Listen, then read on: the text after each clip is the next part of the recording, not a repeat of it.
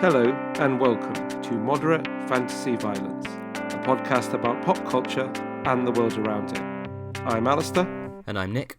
And for today's special episode on Avengers Endgame, we have a special guest, which is John from Many a True Nerd. Many a True Nerd is a YouTube channel dedicated to gaming, humour, and all things geeky. Welcome to the podcast, John.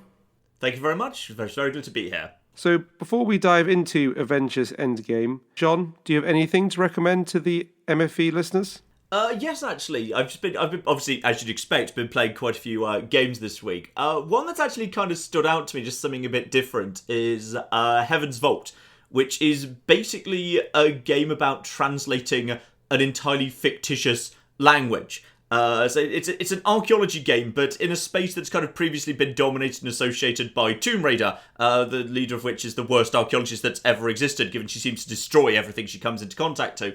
Heaven's Vault is quite refreshing, given it is very peaceful. There doesn't seem to be any violence in it whatsoever. It is just about translating an ancient pictographic language that bears certain similarities to some of the ancient Linear A and Linear B languages. It reminds me a little bit of hieroglyphics and other pictograms.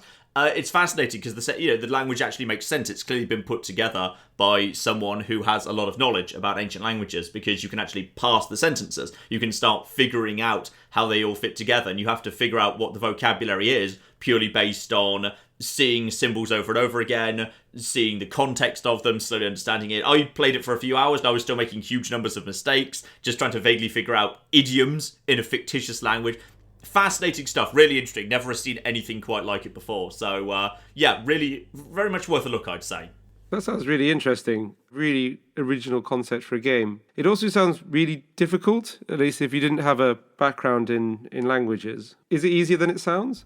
It gives you some hints. Like, if you make like a mistake with a single symbol over and over again, then the game will start implying. It won't actually tell you what it means, but it'll tell you what you think it means is not correct. So it'll start like by process of elimination. You can brute force your way through it if you really want to, but it rewards you if you spend the time to actually just stop and really have a think about what each individual symbol might logically mean. But it's certainly tricky. It's certainly tricky. Despite spending a few hours in it and despite a background in, working with ancient languages myself, I was still struggling with parts of it. But it's a fascinating experience. And is there like an oral exam at the end? I haven't got to the end, so I don't know. But as I understand it, quite possibly yes. Maybe if you get into Heaven's Vault itself, whatever that is, then there's a good chance it'll just sit you down for a quick 10-minute examination. And if you can't pass it, then the game just deletes itself. A nice awkward chat where the aliens ask you if you're off to the shops to buy some bread or if you're just going to the library. Mm-hmm. Is there anything like the movie Arrival? Actually, the movie Arrival is a decent representation of that sort of thing. So yes, there are similarities insofar as you will have to approach language in a logical way, not a magical Stargate SG-1 sort of way.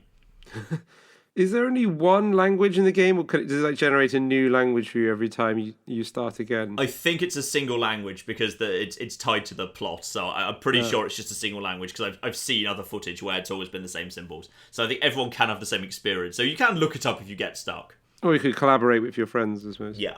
So it does have a plot then. It's not basically just an educational program for a fictional language. There's the inciting incident is someone's gone missing after they went investigating the same language you're investigating. Go find out what happened to them.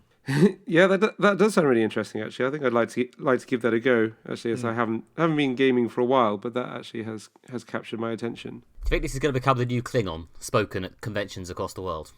That's the thing. Like many pictograms, it doesn't have any form of pronunciation because, like many ancient languages, it's not designed to be spoken. Many original ancient languages were created for record keepers at palaces, so they don't have pronunciation guides because they don't need them. And then just like that, this is purely a written and read language. It doesn't actually have any soundings attached to it. Held up on signs at conventions around the world. That would be possible. Yeah. One of my favorite things that came out of it was I just remember this. It was I was really struggling with one particular word and I never figured out its meaning. Then I realised and when I turned off the game and looked at the Steam page that the title Heaven's Vault has the in language for Heaven's Vault on as part of the logo, and one of the words was heaven. So literally there's basically a subtle hint of the game's own logo, which is quite fun. That sounds very good. It reminds me of there's a Futurama DVD that has on the menu, there's a hidden message in the language of Leela's species or supposed species is from. And the way you solve it is there's a language key hidden in the copyright section. The copyright's written out in lots of Earth languages, and then the copyright information is written out again in the alien language. That's very cool. That's quite clever, especially if you have to watch all the way to the end of the credits to get all the different copyright information. And then it pops up last. Anyway, Nick, do you have anything to recommend to our listeners? Yeah, I've been reading, actually, despite not being that famously into Warhammer 40k, I've been reading the first couple of books in the Horus Heresy series. This is a ridiculously long-running series of books set in the Warhammer 40k universe, which, according to the Wikipedia page, which I've just pulled up, is now onto its 54th book, which is the sort of number that, I don't know, I think the only series that compete with that is probably Discworld or something. The Horus Heresy is more of a brand name than it's written by different authors every time, and it's, I think, generally about the very beginning of the Warhammer 40,000 backstory, when the humans have just sort of established some sort of peaceful civilization, and then the Chaos stuff comes along and messes everything up, which may or may not make much sense to the non-40k listeners out there. But yeah, it's quite, I guess, comparatively hard, if slightly violent, sci-fi, and I'm surprisingly really enjoying it. I bought them on a bit of a whim there was a sale on the Humble Bundle site where they gave you like 5 ebooks for £1 or something. So I bought the first 5, and I've now read 1.5 of them, and they're actually really good. I was maybe not surprised exactly. The first one's written by Dan Abnett, who is quite a experienced, long-standing sci-fi author, so it's obviously decent. But yeah, I was, especially as someone who doesn't read that much of this sort of thing, I was surprised how into them I ended up getting. That sounds good. So the plots are quite engaging. I suppose Warhammer does have a really interesting backstory to it. Yeah, in my limited experience with Warhammer, to be honest, I've always found the backstory more interesting than the game, to be honest. Or some of the sundry side games like Necromunda or something. It sounds very familiar to what I'm not familiar with 40k so much, but I know a lot more about the fantasy Warhammer just because I got quite into the Total War Warhammer games. So I know a little bit about that. It sounds very familiar, given that also is largely based around a bunch of humans punch each other in the face. Oh no, here comes chaos. Seems to be a common theme they like playing with. Yeah, the title character of the series, Horus, I think is a major leader in the human army, who I get the feeling, 1.5 books into this sort of opening trilogy that the whole 50-book series spins out of, is a major figure in the human side who's going to be corrupted by chaos, and I'm going to guess at some stage maybe do some sort of heresy, which is going to, Seems likely. Yeah, it does. Yeah. If I get to book 50 and there's still no heresy, I'm going to really possibly sue for my money back. But yeah, it's fun. It's got that sort of inevitable sense of oncoming tragedy that I think works quite well, especially in this sort of big melodrama. It's almost quite Game of Thronesian in a way. You can sort of see them making the decisions that will fuck things up. And you can sort of think, no lads, don't do that. Don't kill that. Don't make that deal with that demon. But for reasonably fair enough reasons, they go ahead and do it anyway, and then everything's clearly going to go a bit to shit in the remaining 1.5 books. I'll be interested to see whether you stay on Horus's side after that does happen, because I think I sometimes get the Warhammer universe wrong, which is, I quite like the Skaven. I find them quite compelling, so I can't play, say, the Vermintide games, because they're all about Imperial humans, just like slaughtering waves upon waves of rat men. I'm quite in favour of the rat men. They seem quite good. They seem clever. They've got the best technology going on, all things considered. They're very inventive with their Under Empire. I'm quite pro rat men, and I know they're technically, the spawn of chaos demons and foul corruption, diddly diddly dee, but I kind of feel like I'm on their side. I'm very pro Skaven.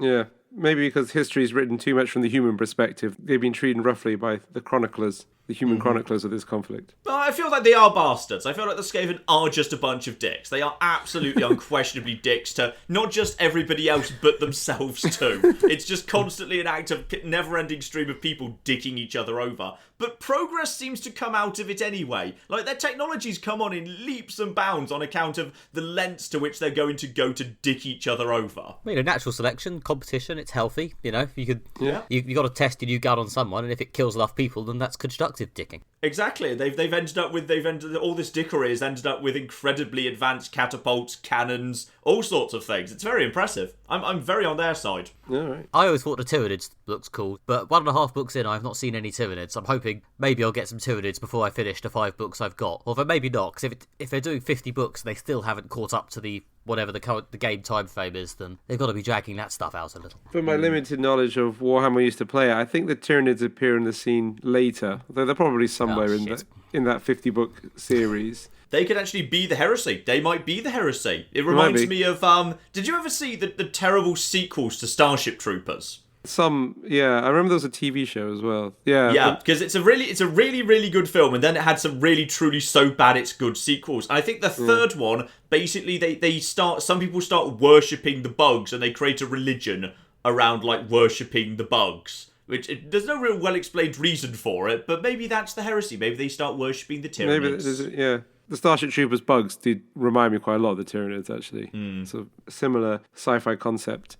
It looks like we're sort of heading towards the creation of the Chaos Space Marines. We've had a few Space Marines get infected by Chaos and go nuts, so I assume that's going to happen more and more until Horus, I don't know, does something stupid and gives them a bunch of Space Marines to play with or something like that. I don't know where it's going. I can't even spoil it properly, but yeah, it's surprisingly fun. I would say it could be the next Game of Thrones, if not for the fact that it is, despite the fact that I'm enjoying it, it is almost entirely humorless, which I feel is probably the key to Game of Thrones' mainstream breakthrough. The fact that there's some jokes as well as the big fantasy melodrama.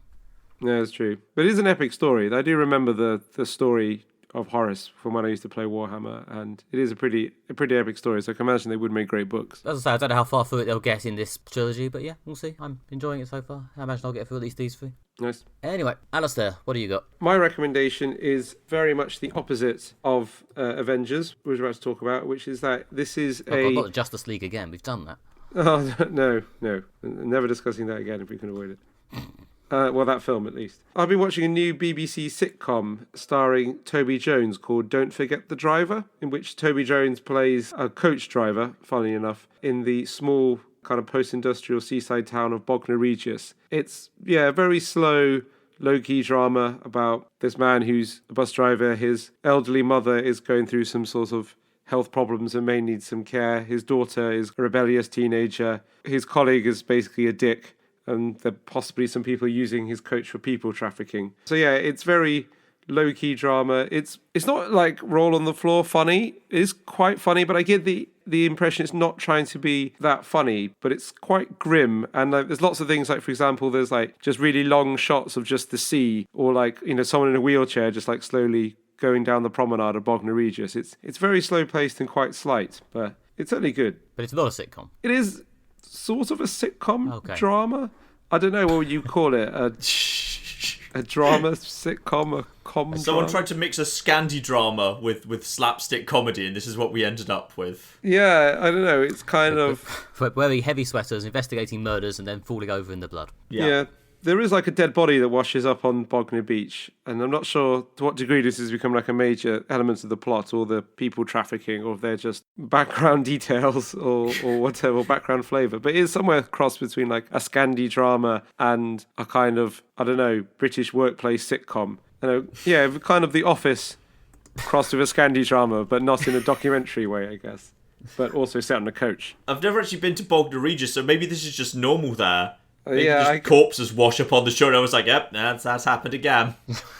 I get the impression, maybe it is, or certainly like all the sort of shots of kind of like boarded up seafront attractions and kind of teenagers just sort of smoking on a pier, staring out into space and going like, well, this is shit, isn't it? If you're from Bognor Regis, let us know if this is what it's like. Yeah. I mean, I watched Broadchurch, which I think was the previous British attempt at doing Scandi drama, and that was just lots of David Tennant and Olivia Colman staring sadly out to sea and thinking about dead kids. There was definitely not much in Broadchurch. It was very committed to its own seriousness. This does have some good jokes in it. There are jokes then, that's good. There are jokes, yeah, but it's also sort of his colleague who does the kind of the speaking to the people on the bus, I don't know, the talk comparing along with Toby Jones is basically this portrait of like the most horrendous person you ever worked with, who's just kind of annoying in every way, shape or form, is like crude, grotesque, lazy. So and he's quite a funny character despite that, because he's so like, oh god, I've worked with people who are kind of that awful. But it's a weird thing. I'm not sure if it's just not as funny as it's supposed to be, or if it's supposed to be kind of low level amusing plus grim. I mean, it's a very unusual humour. I mean, this recommendation has successfully made me consider watching it just to work out what the hell it actually is. Well, they're on BBC iPlayer. I think it's a director iPlayer thing. All 6 episodes are up. But if you watch the first episode, it's basically the flavour of it. What it kind of reminds me of is a show I really like, also starring Toby Jones, which is Detectorists, which is a quite sort of slight comedy drama set in rural Essex. But it's very pleasant. There's lots of footage of people walking slowly across fields or having afternoons in the pub. Though there's a bit of drama and a bit of comedy, it's kind of all very pleasant. So it's kind of like that, but kind of sad and grim, but also slow paced and slight and kind of comedy drama. So it's kind of like the depressing version of Detectorists. Wow, this sounds like the ultimate TV show. Feels like it might literally be all things. Yeah, or everything. I mean, it's very hard to describe, really. Toby Jones is very good. I've got a lot of time for Toby Jones. To be honest, it's the main reason why I started watching this, and he is very good. He does appear in a lot of weird things that I sometimes consider watching just because he's in them. Did you ever see that film Barbarian Sound Studio? No, but I love the title. No, that's interesting. I think it's a horror film about Toby Jones trapped in a sound studio whilst scary things happen in the form of weird sounds. It sounds very quirky and odd. But yeah, I did want to watch that just because Toby Jones was in it. Yeah, he does a lot of good stuff. Plus, of course, Arnim Zola in the MCU. As well, yes. One of the few characters that didn't make it into Endgame. I was genuinely surprised he did not pop up. I really thought considering how iconic his scene in Winter Soldier is, I really thought they'd throw him in.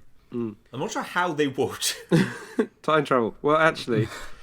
Time travel... Just bring up the robot. That's true. He could have been in the 1970s bit, I suppose. Yeah. Yeah. Didn't they mention him? Didn't Michael Douglas or Howard Stark mention him? Dr. Zola? Weren't they wanting to go? Anyway, we seem to have accidentally started talking about the wrong thing. But yeah. Yay. Anyway, so yeah, that's Don't Forget the Driver. So yeah, it's a recommendation. We'll see if anyone. Let me know if anyone watches it and likes it, because I can't decide if it's brilliant or completely misses the mark.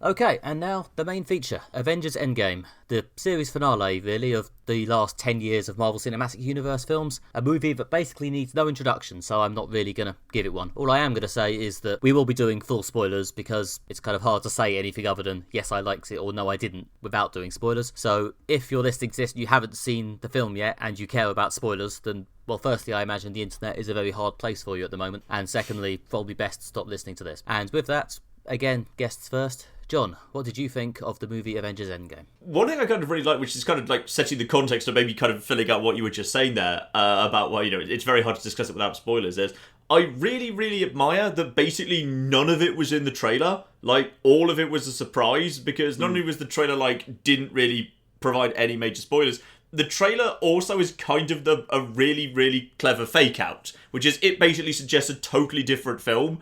Or not really a totally different film, but an alternative film. A film where they're all sad for a bit and then they trade and then they kind of, they have to break past the embargo around the planet and go and get Thanos, and there's a big battle on his farm, and then they're going to get the gauntlet and bring everyone back, and that's broadly going to be how the film goes, and people are going to die while they're doing it or whatever. And then that happens within about 2.5 minutes and doesn't work out. And then, okay, here's a completely unrelated plot 5 years later about a time heist that was completely not mentioned in any way. In any of the trailers, which I thought was absolutely fantastic. That it was the trailers were absolute total misdirection. So I went into that with no idea what was going on. And I don't know what was going on in your shows, but when the 5 years later showed up in our show, there was an audible gasp. Really? People were shocked that we just said, okay, we've lost and there's no way to fix it. Now it's 5 years later. We're just going to skip forward in time 5 years. People gasped at that. It was really, I guess that's a bit surprising, but sometimes I find it really fun, the things that get people's attention in these films. The strongest reaction in my first showing of Infinity War was, when Doctor Strange's cloak wraps around the gauntlet and then, Thanos tears it off and there's a slight ripping noise. People went, people were really emotionally attached to Doctor Strange's cloak, which I was part of because I loved Cloak. And I don't even know if he has, I'm sure it's got a name, I can't remember what his name was, I just call it Cloak. I was really attached to Cloak, so I was shocked too, but lots of people gasped. So it's the strangest things, but yeah, people were really shocked at the 5 years, I think. So, my starting point is, I absolutely adore the fact that it kind of, everything that was in the trailer was total misdirection, including multiple shots that weren't in the film at all. I went back and watched it. There are multiple shots in the trailer that aren't in the film, which we should have come to expect by now, because they did exactly the same thing in Infinity War, even worse there, in fact. And yeah, it's a totally unrelated time heist, which I was not expecting. I think that's fantastic. That's kind of my starting gambit anyway. I think I really like the fact that it was even the core structure of it is not what I was expecting at all. Well, that's the upside of being, the culture-crushing Marvel Empire. That, Star Wars gets to do similar things. Ultimately, they know you're going to come and see the film, so they can, to an extent, just put together a trailer that focuses on throwing together a few cool shots and doesn't actually, give away anything. The trailer for Star Wars Episode 9 came out a few weeks ago. And it's quite a cool trailer. Doesn't tell me anything about the film, really, except for a few very carefully crafted leaks to make you go, oh my god, what does it mean? And yeah, the Avengers trailer, I think, very much did the same. But also, yeah, as you say, I like the fact that they did a microcosm of that same fake out in the film by doing the first 15 minutes to go, yep, here's what you probably expected. And now. So yeah, it was beautiful. And yeah, the fact that they pulled it off as a whole is probably kind of similar to Infinity War. I'm just always slightly in awe of the fact that they can do these comic crossovers in film form and make them broadly work at all. Yeah, it's pretty impressive, the entire thing. I guess they're fortunate in this, in that they don't have to use the trailer to set up any characters like they would say with, like, I don't know, like the first Doctor Strange film or the first Black Panther film, when the trailer has got to introduce you to the character to convince you to see the film. Because not only you basically been introduced to the characters through the previous 21 films in the sequence, everyone went to see the film that is the direct prequel to this. Like, the whole world saw that film and everyone knows exactly what the characters are and exactly what the situation is. They don't have to do anything in terms of introducing character or plot in the trailer. Same with Star Wars. And then they can just go in with interesting tidbits to kind of get your attention.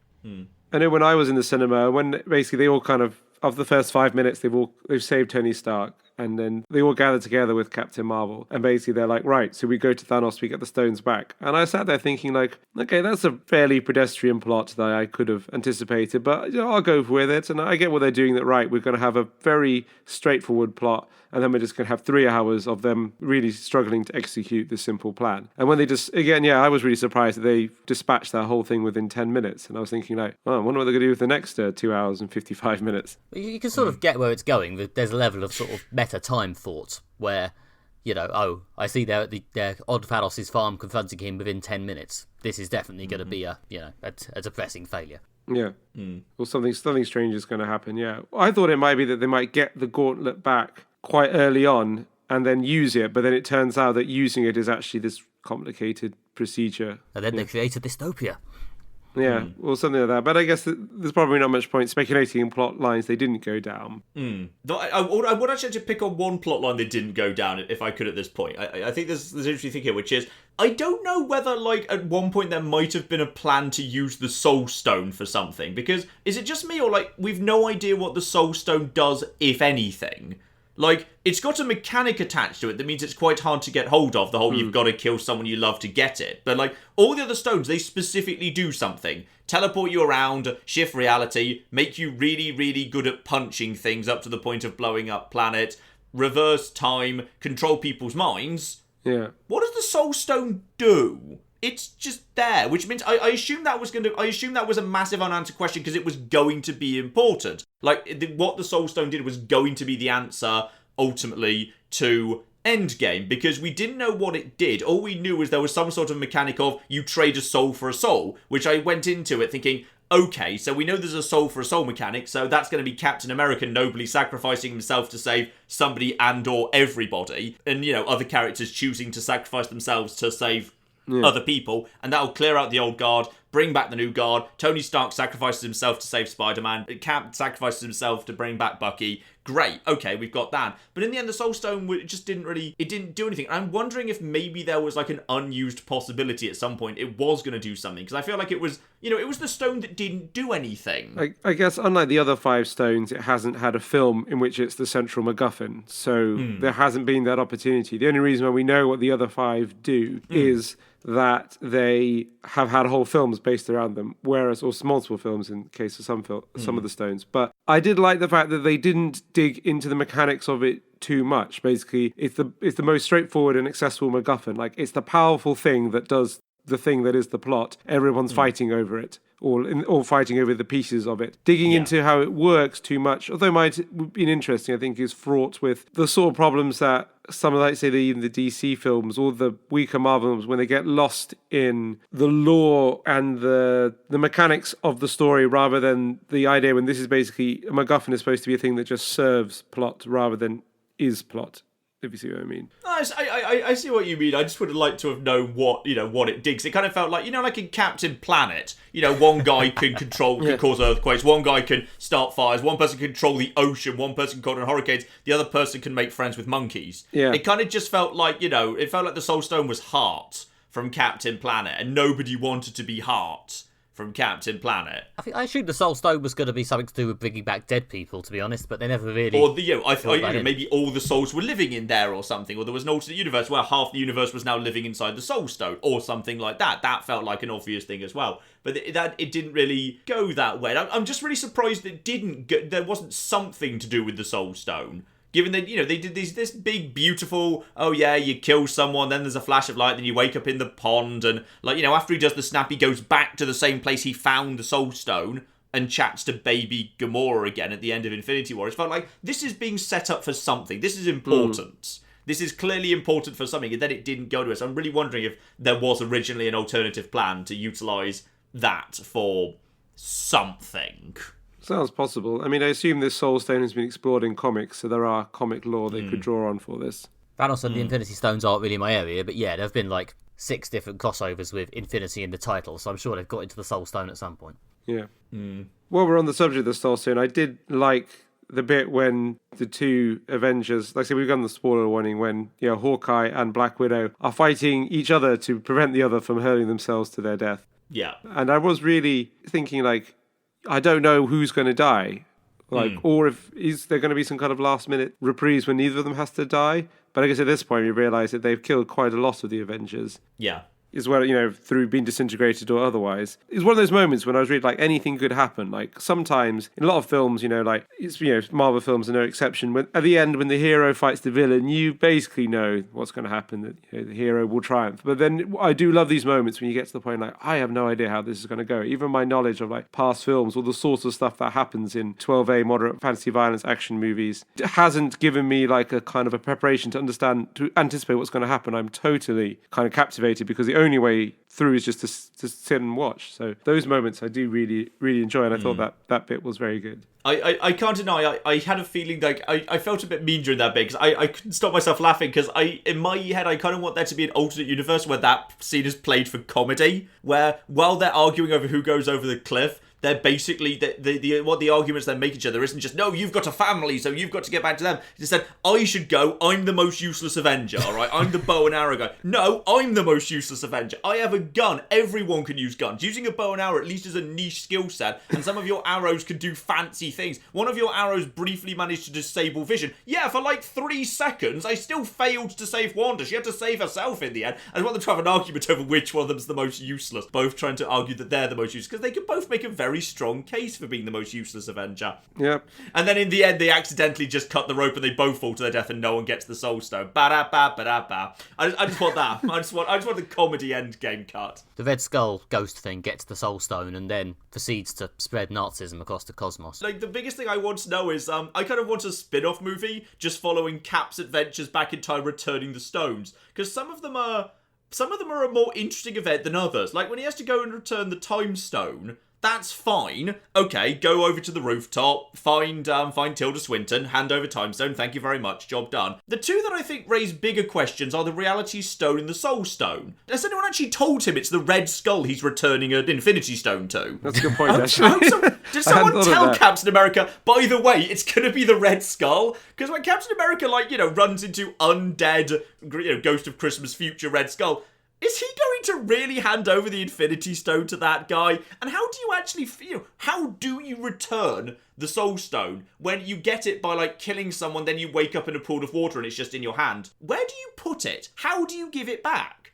Because I refuse to admit Captain America would give it to the Red Skull. I think he'd refuse to do that. So that one's a bit of a question, how that one worked. And then the Reality Stone's the other one, where obviously, Rocket just used a little syringe to pull the Infinity Stone out of Natalie Portman, but because the rules of time travel are it's got to be returned to where they found it, that means Cap has to return the Infinity Stone to inside Natalie Portman. How does he do this? Does he, force feed her it? Does he force it down her throat? Just grind it up and put it in her food, it'll be fine. Well, it has to be done the moment it was taken away. That's what Tilda Swinton said. It needs to be the moment it's done. So basically, Natalie Portman's days, she's just in her room. A squirrel comes and stabs her with a syringe, and then a moment later, Captain America appears and has to somehow force an Infinity Stone inside her. But the time travel isn't causal. We seem to have established that. So surely Captain America could just run in and give Rocket Raccoon a hearty kick up the bum before he does the injection. Hang on, no, I thought you had to do it just after. Weren't the rules that it has to be done after so they stay in place? It needs to be returned just after it was taken. So he runs in, kicks Rocket Raccoon, takes the syringe, then plunges it back into her. I guess? Yeah. And then after that point, he also needs to return the hammer, which is presumably why he took the hammer with him, then didn't have him when he was Old Man Cap. He also returned the hammer. Yeah. Which was very thoughtful of him. Well, the hammer had to go back, or that ruins that timeline. Well, the timeline's been ruined anyway. There's at least 2 major alternate timelines that just exist now. Yeah, because Nebula killed herself in the past. Oh, that's 3, yeah. Thanos now died several years earlier. Yeah, and Loki escaped. Which is, I assume he's escaping off to his own TV series. Yeah. Does the Loki show take place in a different timeline? It's hard to tell. I guess it has. I guess that would make sense. Then he could just, eventually timeline his way back into our timeline through dimension hopping, whatever. Well, I guess, as many people pointed out, presumably Old Man Steve also did that, unless they're just ignoring their own rules for that one bit at the end. Well, the thing is, we can't be in Universe A anymore, because the only way we could still be in the original actual timeline is if either they decided we're not doing the time travel thing, we're just going to move on, or the time heist went absolutely perfectly, they got the stones, brought them forward, undid the snap, then returned the stones immediately with no other interference of the timeline whatsoever. But that didn't happen. So we are, by definition, already in an alternate timeline. We have diverged from the original history timeline because stuff has been changed. Yeah. So at this point, we're already in Retcon universe, so I'm less fussed if Steve changes a bit of stuff in his past because we're already in not original universe. But presumably we're still in the universe where all those things happen, so in order to pop in and hand over the shield at the end, Steve had to pop over from whatever timeline he's now in. But I think the main continuity now is an alternative timeline. I think trying to reconcile this is like trying to reconcile the timeline of Doctor Who. It's probably unreconcilable, but it does make a pretty impressive story with all the dramatic beats you want from a great story. It's got heist, it's got action, it's got emotional payoffs at the end. Like as we just talked about, obviously there's the very moving bit when Captain America goes back in time and gets to have the life with his girlfriend from the first film and grow old with her and then be old Cap. At the end of the film, and obviously even though it probably just confuses the timeline and the whole time travel plot even more. And I know that most writers say that the point when you introduce time travel to a story is usually when it becomes completely confusing. And J.K. Rowling I think at one point said she wished she hadn't introduced time travel to Harry Potter because it just makes the plot becomes very confusing, and what becomes possible just kind of multiplies and multiplies. It's true. They didn't actually take care to write out the time travel, did they? It's still actually there because presumably Hank Pym is still alive and could therefore make more Pym particles. And they have the time machine in the back of the old car, so they could just they can go back. Pym particles are the best thing now. I just love how they've slowly over time got more and more ludicrous. Yeah. So we start off with they can make things smaller, then make them back to the original size. All right, fine, that makes sense. And also, while you're small, it's the same force, but into a smaller fist. So therefore, the force you're exerting is much greater. I don't know if that makes sense according to physics, but it sounds like it theoretically might do. Basically. Okay, so now you can also use the Pym particles to make yourself bigger than you were originally. Fine. So logically, you're now using the same force, but over a bigger area, so you punch more softly. No, actually, we see giant Ant-Man punching one of those giant space fish, and he can just wreck it. So he seems to also have super strength when he's big. Yeah. For reasons? I'm not sure why that is. And also, it lets you travel in time now. So I look forward to them introducing more powers to the Pym particles as time goes by. Yeah, I mean, Ant-Man 3 will discover that now Ant-Man is basically God. Pretty much. But he did, and I always find it slightly odd that in the airport fight in Civil War, War Machine was just shooting him, and he was just shrugging off the bullets, how? How are you just shrugging off bullets? You're just a guy in a suit, but big. You're not Superman. You're not supposed to be bullet resistant. If anything, you should be more vulnerable, because the rules say, as you condense the mass, you get tougher, but therefore, if you make it bigger, you should become more squidgy. People should just be able to gently tap you, and it should really hurt. But there's no logic to Ant-Man. There's no logic to Ant-Man at all. No, as we all know, things get more impressive and more powerful as they get bigger. Yeah, but I do think that although it makes no sense from a plot point of view, and the time travel plot line might be one of those plots that the more you dig into it, the less it makes sense. I do think it does deliver an emotional payoff that you kind of want from the broad sweep of the film. That you want to see Captain America get a happy ending, and this is how he does that. So it kind of it pays off what the audience wants from the film. Yeah, I cried. I'm totally open about the fact I cried. And also I called it. You can check my Twitter from weeks before the film came out. I called pretty much that precise ending for Cap. all right. That's a Yeah, I've I, heard podcasts I and stuff. predicted that. Yeah, Cinematic Universe, which is a good podcast I listen to for all my film Cinematic Universe needs, did also call that. I think it does work obviously because the reason a lot of people can predict it is because it does close his arc in quite a neat way, going back to the first Avenger. Yeah. And especially when it becomes clear they were using time travel in this film, which it did seem to become obvious to a lot of people a while ago. It does become, well, that's how you close it. Yeah. I need to raise something here, which is Claire's not here, and if she were here, she'd be raising something very important. I feel like I need to raise it. I have seen this being mentioned online, so I feel like it should be acknowledged, which is some people feel that they don't like that particular ending because it weirdly pushes Bucky into the background. And Cap and Bucky's relationship has been very strong throughout the films, and now in this universe, he goes and has a very quiet life where he either can't or doesn't save Bucky from a very unpleasant life that he was living through at the time he's spending his time with Peggy. That's a good point.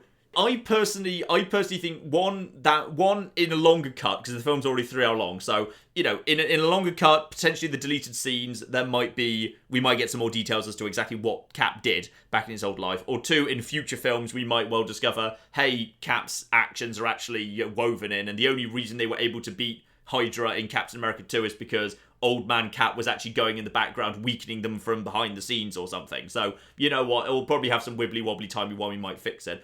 I personally also choose to believe, Cap helped Bucky already. Bucky was saved and he got the deprogramming done, and now Bucky's living a happy, content life in the future. So Bucky has been saved. So sure, he could go and try and save Bucky in the 1950s or whatever, but 1, might be paradox, and 2, Cap wasn't able to deprogram Bucky. That needed Wakandan technology that might even not exist yet, and Cap has no access to. So I feel like Cap, you can very easily hand-wave dissatisfaction over Bucky's treatment in that ending by saying, Bucky is fine and happy in the future now. Maybe Bucky's been sorted out. Maybe, therefore, it's okay if Cap doesn't feel like he needs to save Bucky a second time in the past. Well, yeah, Bucky doesn't seem to have a superhero identity or an assassination gig. I mean, there's no sign that he's being used for, I don't know, Wakandan Black Ops or anything. So, just to assume he's got his peaceful, happy life. Yeah. So I personally was fine with that. I just felt it needed to be acknowledged, especially as I was stepping in for Claire at fairly short notice in this one. Claire was originally potentially lined up to do this slot. So I feel like I wanted to at least raise that as a possibility she raised. But one thing, we discussed this at length actually last night.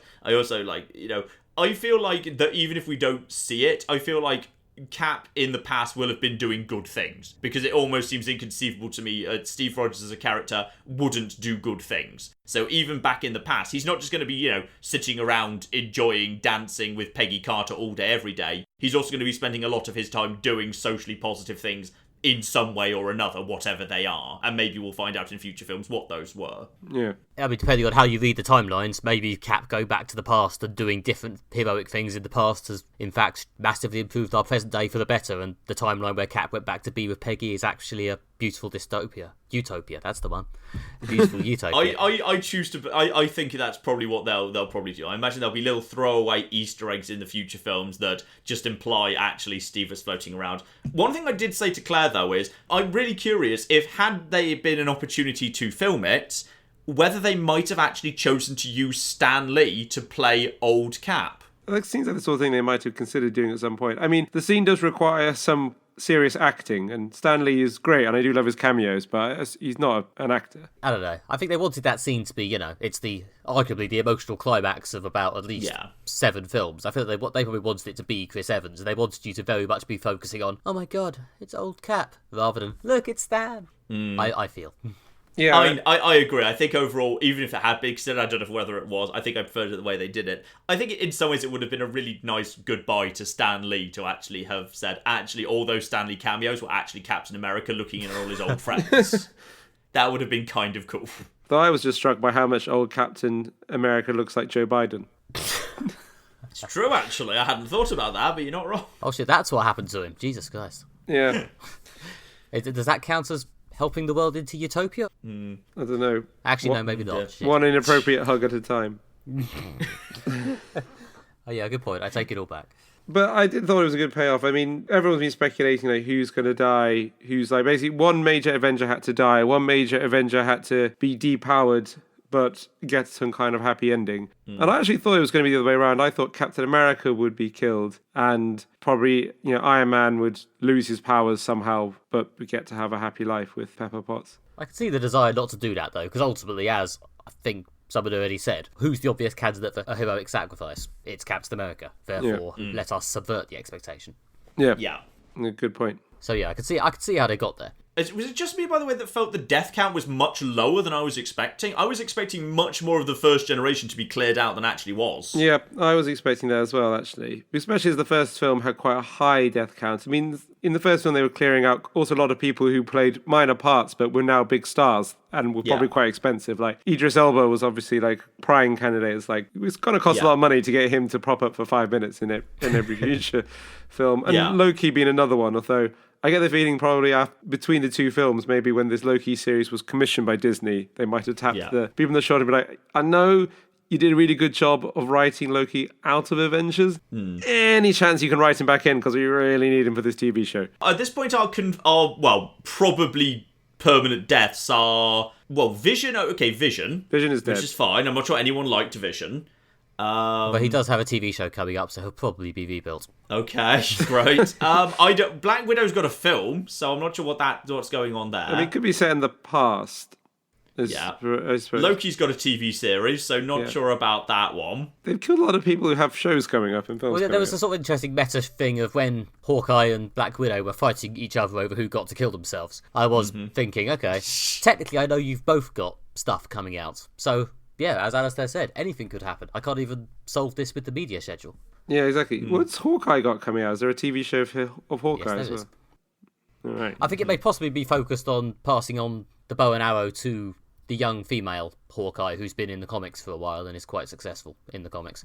So it may not be that Venner heavy, I'm not sure, but he is meant to be in it. There's a limit to how many A-grade Hollywood actors they can pay to be in TV shows. I know Disney's got more money than God at this point, but there's got to be a limit to how much they can spend in this. There's not many deaths. And then they undid the death of Gamora. Obviously, Thanos was for the chop. I've been saying repeatedly on this podcast that Nebula was for it, and although I could wibble around going, well, technically, but let's face it, they didn't kill Nebula. I was wrong. Yeah. Sad face. In fact, Nebula got a really large amount of screen time. Yeah, she did. Yeah, exactly. And also got to play a hero and a villain as well, and kill herself. Yeah. In fact, a couple of people I wasn't expecting got some real prominence, like Tessa Thompson as Valkyrie. Yeah. Got loads of time, and I loved her. I'm saying, basically, as far as I'm concerned, if they just say, you know what, Thor's now part of the Guardians, and the next, Thor film is actually called Asgard, and it's a Tessa Thompson solo vehicle, and Thor's not even in it, I'd be totally fine with that. I'd be 100% down for a solo Tessa Thompson vehicle. Yeah. There is a historic comic title with the fantastic title Asgardians of the Galaxy, which combines some of the Asgard characters with the Guardians. So, just throw them all in, it'll be fine. Do an Asgardians of the Galaxy film.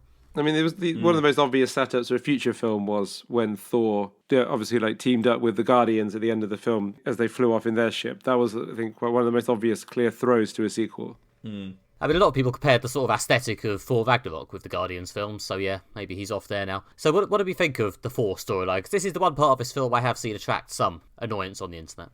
Conceptually, I don't have a problem with the idea of one of the characters suffers from severe PTSD and ends up off their game, and their arc is getting back into it. It's like, okay, fine, reasonable. They've been through some really dark, heavy stuff, and Thor's really lost a lot of people over the last two films he's been in, between Ragnarok and then Infinity War. So, okay, fine. He goes a bit off the rails. I just wish it hadn't been done through the medium of, it was played for laughs. It was basically PTSD and, struggling with loss and struggling with inadequacy and struggling with a lot of confidence was played for laughs, which I think in some ways was a little unpleasant. I wish it could have had a bit more sensitivity to it, because it boiled down in many cases to fat jokes and moping over ex-girlfriend jokes, and okay. I think it could have been handled a bit more sensitively, because there's some real dark stuff in the idea of an incredibly powerful, prominent individual who fails so absolutely that they completely lose all confidence in themselves. And I really enjoyed the moment where he's in the past and he has to try and summon his hammer because he doesn't think he's worthy anymore. he doesn't know whether he's worthy anymore, and he actually has to check that because he doesn't have, the actual hammer in the current timeline. So he needs to actually go back in time, he needs to check that. And I think that's a really, sad, moving moment, I think, right there. That, like, you realise, okay, part of the problem is he doesn't know if he's worthy, and he has no way of checking it because the hammer was destroyed in Ragnarok, and we don't know whether Stormbreaker technically plays by the same worthiness rules or not, because it was never whispered into the worthiness thing was never whispered into it or whatever. So I thought that was a really sweet moment. But of course, that's also deflated by the mother making the, it takes a moment, and Rocket joke about it as well. So I just feel like it could have been, I would have preferred if that was treated a bit more sensitively, but I like the idea behind it, just not the execution. I don't know, I think Marvel and probably also Chris Hemsworth, there seems to have been a general executive decision by them all to take Thor in more of a comedy direction. Like, I've seen him give interviews where he said he was a bit bored of the character after The Dark World and Age of Ultron, and that's why Thor, as a sort of well-meaning but lovable buffoon, has been kind of the direction since Ragnarok and Infinity War. And, he's very good at it. Chris Hemsworth is a good comedy performer. I mean, yes. Almost all his roles outside of Marvel have been fairly comedy orientated for quite a while now, so I guess to an extent that's what he wants to do with his career, and Marvel, I guess, are happy to go with it because people seem to like it more than when Thor was just straight up Shakespeare-y. It's just, I don't know, there was maybe some tonal dissonance in this film between everyone else who was playing this there was a lot more sort of serious, slow adult discussion of grief and stuff, especially in the first hour. Well, after that initial bit we talked about, the first 45 minutes after that, there's actually quite a lot of quite serious, slow character stuff. And meanwhile, there's Chris Hemsworth, who, I'm sure entirely on his own choice, is starring in what appears to be a stoner comedy. Yeah. I mean, it's not unfunny, because in a way, because he is a good comedy performer. He can do this sort of lol, I'm a buffoon stuff. But it felt really strange and out of place in this film, where even famed comedy character Ant-Man was getting some quite serious moments contemplating the nature of loss. Yeah. Yeah.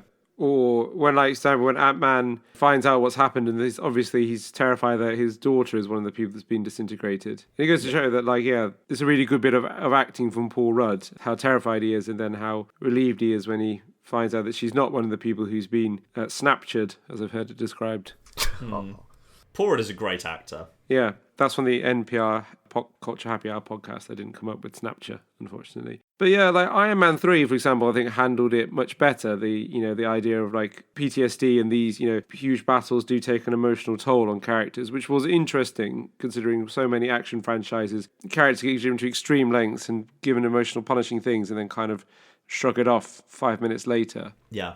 I agree. I absolutely agree. I really like Iron Man 3. I don't know why. I've seen a lot of people who don't seem keen yet. It's one of my favourites. So I absolutely agree. I really like that. I really like the way it handles it. Yeah, I think it's one of the best, definitely, of the whole MCU. Yeah, so that's the template for it done well. I think you're right that this film is an example of, taking some serious trauma and playing it for laughs. Just that one subplot to be honest. I thought a lot of the other stuff in that sequence dealing with, all the other characters with their grief was actually really good and interesting and nuanced, especially for, a ridiculous, overblown superhero summer blockbuster. I was surprised. Oh, absolutely. Yeah, absolutely. I agree. I absolutely agree. Like, there's lots of really, quite subtle touches. Like at the beginning where they're doing the holograph call, they hear and Black Widow hears about the underwater earthquake thing, and her first reaction is, what do we do about it? It's like, well, there's nothing we do about it. It's an earthquake. But clearly she's thrown herself into this job and she's just using this work to try and distract herself. Yeah. And no one says it, but it's just kind of a nice, I think it's a very well done, subtle way of just indicating people are dealing or not dealing with this in various different ways, which I thought was really interestingly handled. I also did like the fact that there is quite a lot of humour in this film for what could have been a grim, dark film. It does have quite a lot of humour in it, like the scenes with the characters from Thor Ragnarok making a brief appearance and things like that. There is quite a lot of humour in it. And, for example, there's a great bit when they're experimenting with the time machine and Ant-Man turns into like a baby and then into an old person and things like that. Like, rather than pushing Ant-Man through time, they push time through Ant-Man, which is... Yeah. I mean, there's lots of great humour in this film, which is what...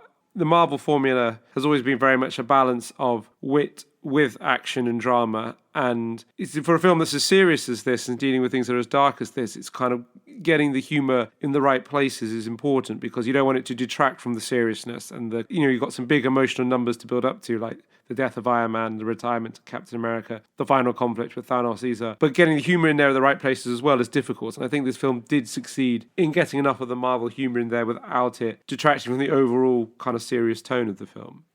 Well, yeah, apart from the bits before that we've discussed, yeah, I thought the general weaving in of humour, to go, yes, we're doing some more nuanced, dramatic character work this time, but the film is still not a drag, was pretty nicely done. Yeah. What did people think of, one of the other things that I know people have been disagreeing about is the combined Hulk and Banner personality. I'm for it. I liked it. It makes me want a Hulk film more. Yeah, although that seems to be one of the things they're not doing.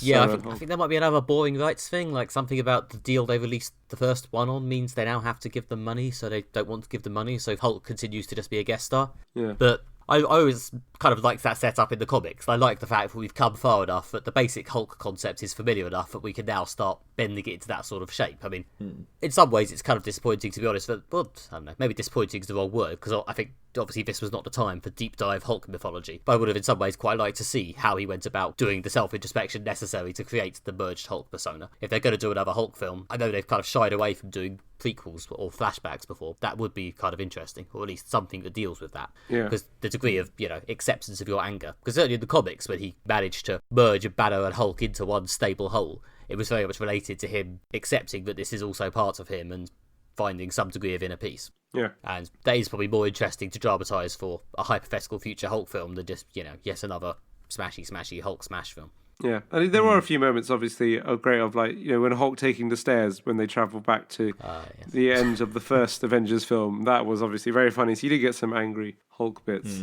as well. Well, yeah, that whole time travel sequence, that was like the most liquid, molten, pure fan service section of the film, obviously. That was very much a bit of a montage, a bit of a medley, a bit of a let's hear it for us, which... Yeah. Mm-hmm. It was basically a clip show. Well, yeah, which may test some viewers' tolerance for, again, slightly indulgent fan service. I was here for it personally because I've seen all those films. I have a certain amount of affection for them. To be honest, it actually made me feel better inclined towards the whole finding an Infinity Stone in every film plot device. Like, there have been times in the past, like 5-6 years, when I thought, is this getting a bit artificial seeming and silly and stretched out? But having seen them put it together like that in Endgame, it's one of those times where I'm almost better inclined towards the ones before as a result. One thing I was curious about, and I'm wondering if maybe you might be able, with your greater knowledge of behind-the-scenes gibbery, to be able to kind of fill me in on this, perhaps, is I was very surprised at the lack of Captain Marvel in this film. She's there at the beginning to take part in the fake-out opening. Then she just kind of goes missing until right at the end, where she shows up to blow one thing up, take part in a little montage, and then carry the thing, get punched away, and then doesn't really show up doesn't really well. She's there at the funeral, but I think she doesn't say anything. I mean, given it's the most recent Marvel film, it's made a very large amount of money. I'm surprised she wasn't given a more prominent role. I think they were made alongside each other, Avengers and Captain Marvel. Or no, it's because the two Avengers films were shot back to back, and they were therefore they were shot before Captain Marvel. So I think one of the reasons why there's less Captain Marvel in there is that they didn't really know what the take of Captain Marvel in the film was going to be, in her film was going to be, because it hadn't been made when they had to do all the Avengers stuff. There's also, I think, the explanation for why, well, this is what I read on the Daily Dot, Captain Marvel's amount of hair and makeup varies between scenes because the thing is so large. The whole kind of Avengers thing that each actor basically gets their own hair and makeup team and kind of designs their own hair and makeup for the character, which is kind of okay if you're Chris Hemsworth or Robert Downey Jr. and you've done 4 or 5 films, 6 films of this character. You kind of know what you're doing, but Brie Larson's put in the awkward situation of planning her Avengers appearance and sort of character before she's had a chance to do a film in which she inhabits the character for a whole film and kind of works out what their story and personality is going to be. So it was kind of, and it all had to be done in advance. So I think that's why there's less Captain Marvel than we want, because they didn't know what the personality is going to be like and how that personality, I guess, would mesh with the other characters. And also because it was all still being worked on. At least that's my understanding. I think it's definitely the case that this was the first Captain Marvel filming she did, more or less, I think, turning up to do this. So yeah, there was definitely a sense of it being quite early in the game.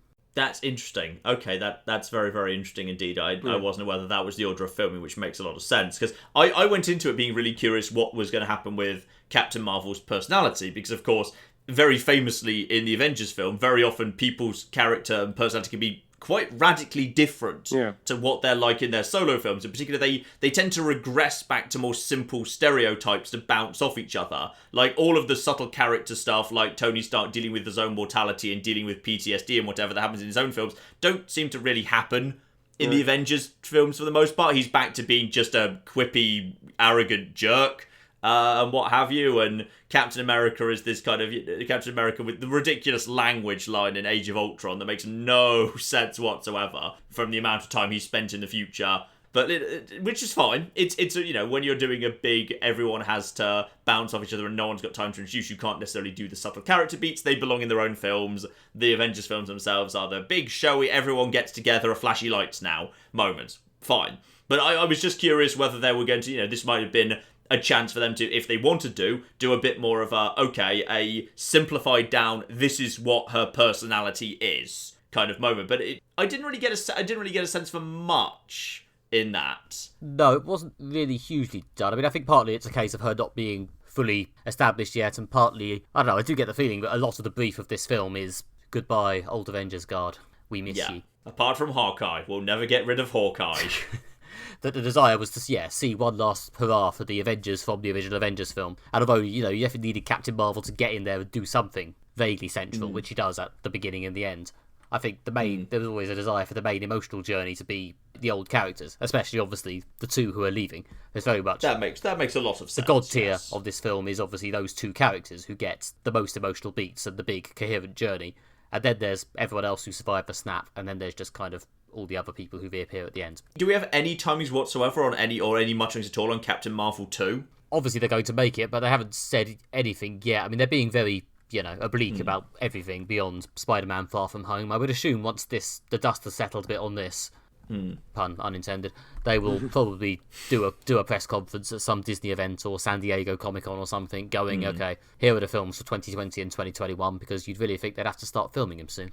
Yeah. Because you feel like she's not going to be showing up for Homecoming, because Spider-Mans tend to be small, low to the ground, local problems that he deals with himself, so it feels like she's not going to be there. Guardians 3, she could make an appearance, but if Guardians 3's also got Thor to fit in, that might start getting a bit crowded. Yeah. Also, Guardians 3 is not going to start filming for a while, because James Gunn, due to all that faffing around over the last year, has now got to do a Suicide Squad film before he can start it. Which is a shame under the circumstances, really. Yeah. Yeah, I'm glad they got it back in the end and seem to have been able to sweep all that crap under the carpet, but it's a shame it happened at all, really. Yeah. But at least he is back, and he will be leading the third Guardians film, which will be good, because obviously the first two were so good, and I don't think anyone was particularly wanted to take over from him. It feels like we're moving into quite a gap, aren't we? I mean, after Homecoming, how long is it till the next one? Well, we know that they're doing another Black Panther film at some point with Ryan Coogler directing, and I think most of the original cast back on board. And we know they're doing a Doctor Strange sequel. But schedule-wise, the long and short of it is we don't really know. I believe there's a few announcements of untitled Marvel film dates next year. I think at around the same time as the ones this year came out, so maybe February, March, April there's meant to be something, and presumably soon they'll have to tell us who it is, or maybe it'll be knocked back a bit because they've got to actually film it unless they already have. They always do an early spring, a mid-spring, and an early summer film, seems to be the sequence. And they have confirmed that Spider-Man Far From Home will be the last Phase 3 film. He's going to be 5 years younger than his classmates now.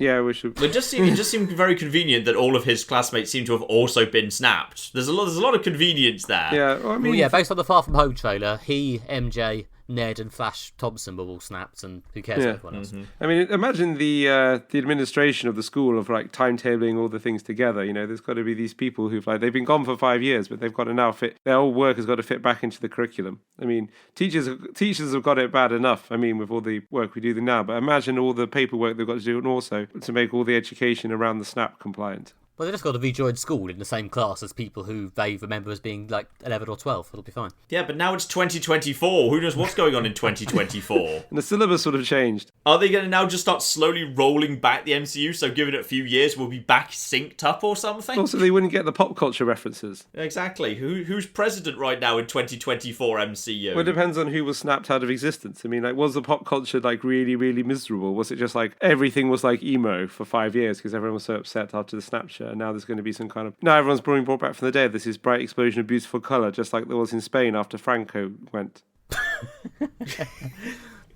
I mean, the two After the situations are Franco very snap was comparable, so yeah. undone. Yeah, exactly. Yeah, so something to think on there. This is the sort of thing that keeps me awake at night. It's like, Well, I kind of assume that's where Far From Home's going to fit in. It's going to be like, right, everyone's come back. Let's screw school. We're all just going to go on a nice holiday because everyone's not dead now, and that's why they go to Europe. was it going to be these weird things that within a few minutes of everyone being brought back from the dead, basically they just never discuss it ever again, just kind of like a soap. There'll be, there might be a plot line involving like a serial killer or a flesh-eating virus, and within 2 weeks of that plot line being resolved, it's just never mentioned ever again. I just think presumably people had sort of questions like, Nick Fury just popped back into existence 2024. I think he just immediately turns to the next person and, what happened in Game of Thrones? What happened? Who died? Show me the episodes. They couldn't keep making it because Kit Harington was one of the people who got snapshots. Oh no. Oh no, not Kit Harington. Yeah. I mean, Spider-Man Homecoming actually did more than a lot of these films to actually try and dig into this sort of thing. So who knows? All the stuff about the effect on construction companies of the big Avengers fight. Yeah. So Yeah. who knows? Maybe Far From Home actually will get into the real-world implications of half the population Spider-Man has kind disappearing. of the low-to-the-ground film that kind of deals with that sort of thing. I think it'll be very interesting to see Far From Home what that does. Or maybe Spider-Man Far From Therapy, something like that. Yeah, I guess because I did like how Spider-Man deal with the issues like how have gangs changed now. There's enormous amounts of alien and cybernetic futuristic hardware just lying around. So yeah, it wouldn't be surprised me if they're that Spider-Man is the deal for emotionally and philosophically tying up the comet tail of the Snapchat.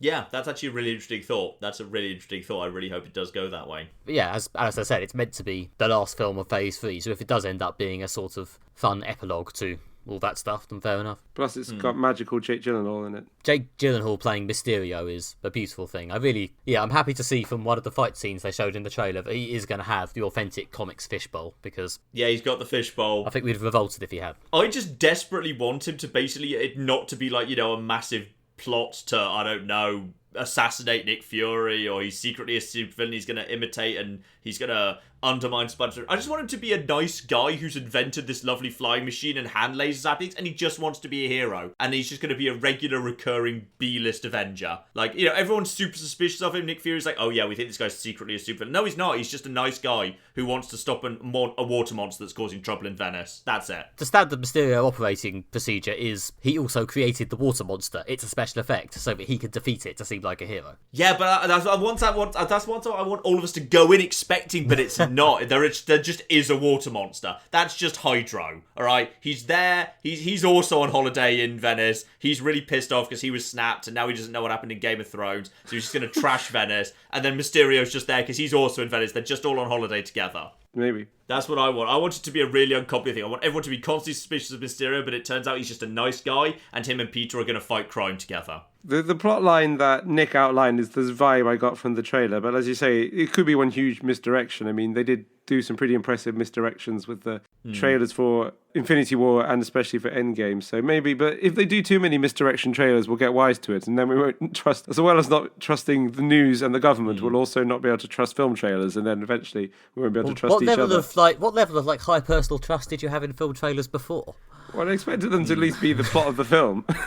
That's what we've just established. That wasn't true for Endgame. No, exactly. That was nothing but lies. Even Homecoming had a big twist in it, which the trailer managed not to give away. Yeah. No, I didn't expect the trailer to give away the twist. I just expected it to be a rough outline of what the plot is. If I can't trust trailers, then what can we trust? I just don't know to what extent I'm overthinking Far From Home just on grounds of my meta-knowledge of Mysterio.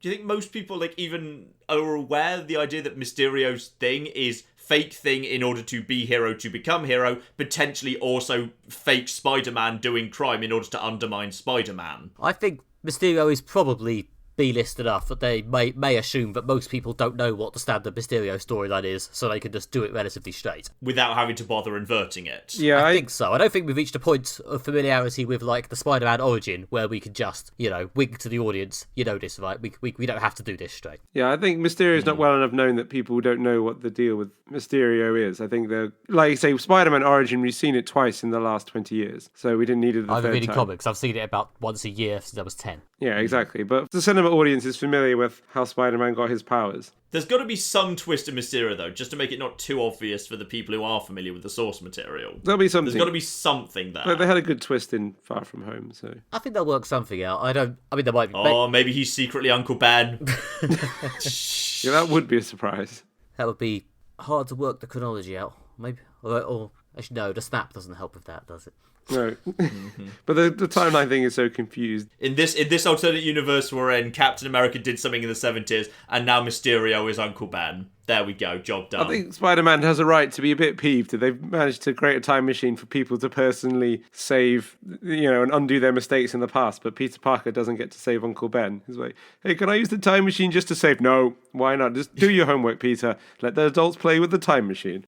He doesn't care that much about Uncle Ben in this version anyway. He's managed like 2 whole films without mentioning him by name. It seems like he's much more concerned about the emotional effect that Uncle Ben had on Aunt May than his own personal grief in that regard. I mean, I'm not sure whether in this universe we're even supposed to think that the whole I let the robber go and the robber killed Uncle Ben thing even happened. Or in this universe, do we not need that? Because his impetus to become Spider-Man is he just lives in a universe where there are superheroes, so he hero worships Iron Man and wants to become an Avenger. Do we even need the great power, great responsibility thing in this universe? I think it's a bit of both, because, like you say, people are familiar enough with the Spider-Man origin story, not just the radioactive spider, but the death of Uncle Ben bit, that we don't, we can assume it's there or not assume it's there based on your own. It's kind of a background thing.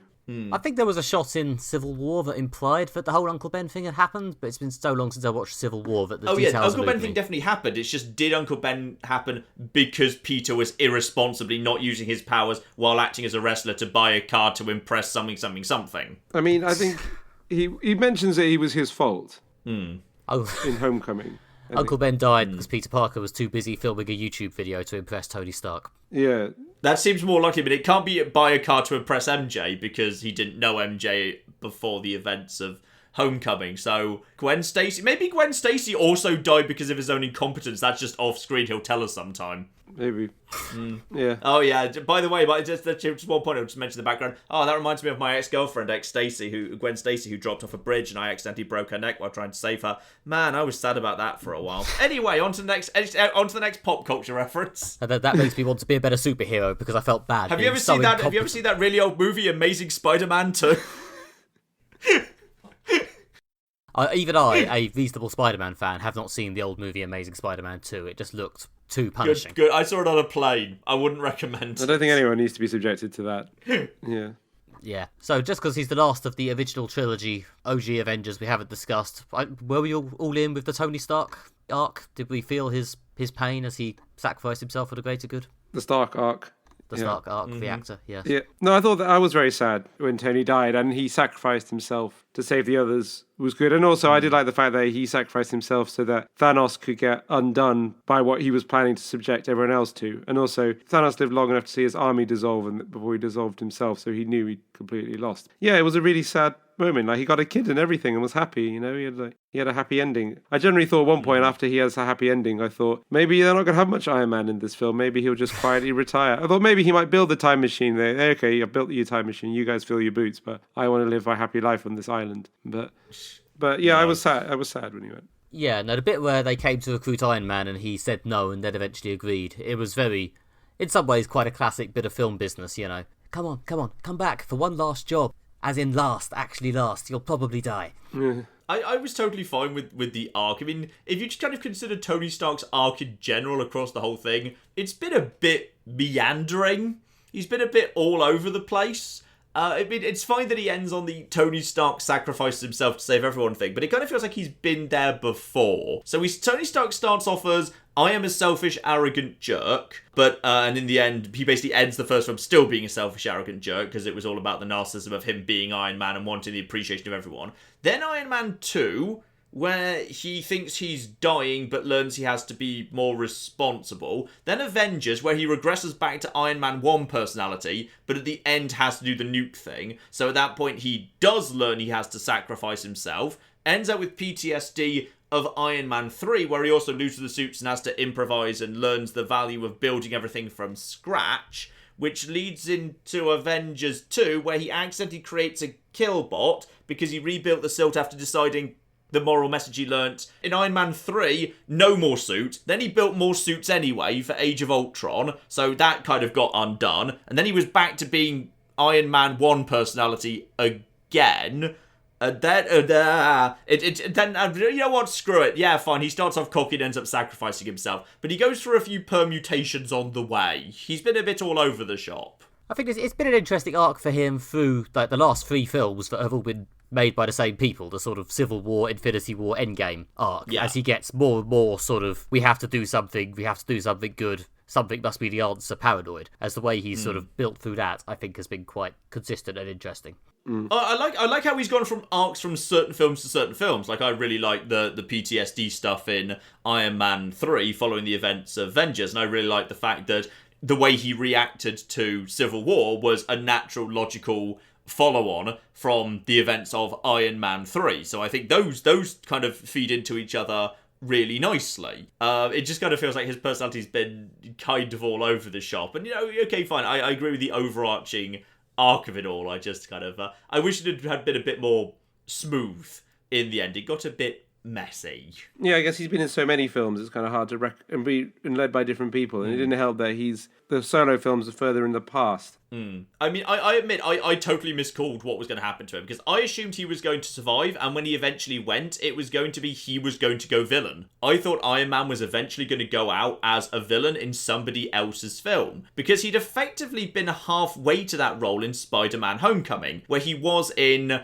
a sort of antagonistic role next to Spider-Man, and I assumed, given they never did in Civil War, the Spider-Man realises Tony's actually a dick, and therefore Spider-Man and Iron Man have to fight thing, I thought, okay, they're saving that for a subsequent Spider-Man film. Peter's going to realise Tony's a dick, they're going to fight each other, Tony is eventually going to be killed, accidentally probably, by Peter, and Peter's going to be afflicted by grief and really sad about it, because everyone Peter loves, or in any way a father figure to Peter, ends up dead or evil, or both. And I thought that was where it was going to go. So I was miles off there, because that's where I thought they were going to go ultimately with Iron Man. But they did not. So I was miles off on that one. I guess his arc is from being a young hothead, one of like the first Avengers, to kind of becoming a parental figure to ultimately... Yeah, like most people, the plot is they grow old and they die. So he's handed over to the next generation with, Spider-Man. He's obviously got this like parental relationship with and things like that. And I like the fact when he died, he had his core family around him, not only the broader Avengers, but Spider-Man, War Machine, and Potts. Mm-hmm.